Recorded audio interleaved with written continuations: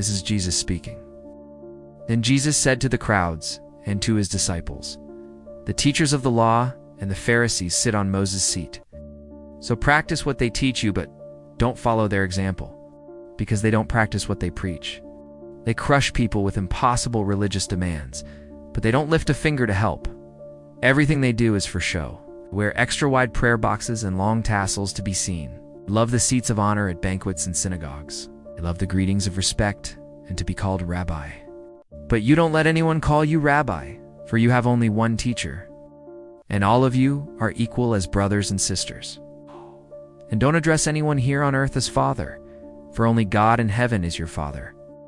The greatest among you must be a servant, but those who exalt themselves will be humbled, and those who humble themselves will be exalted. What sorrow awaits you, teachers of the law and Pharisees, hypocrites! You slam the door of the kingdom in people's faces. You won't enter, and you don't let others in either. You travel land and sea to make one convert and then turn them into twice the child of hell you are. Blind guides. You say people can swear by the temple, and it means nothing? But if they swear by the gold in the temple, it's binding fools and blind. What's more important, the gold or the temple that makes it holy? You are so careful to tithe the tiniest herbs, but you ignore the more important things of the law: justice, mercy, and faith. You should tithe, yes, but not neglect the weightier matters. You blind guides, you strain out a gnat but swallow a camel. You clean the outside of the cup, but inside you're full of greed and self-indulgence.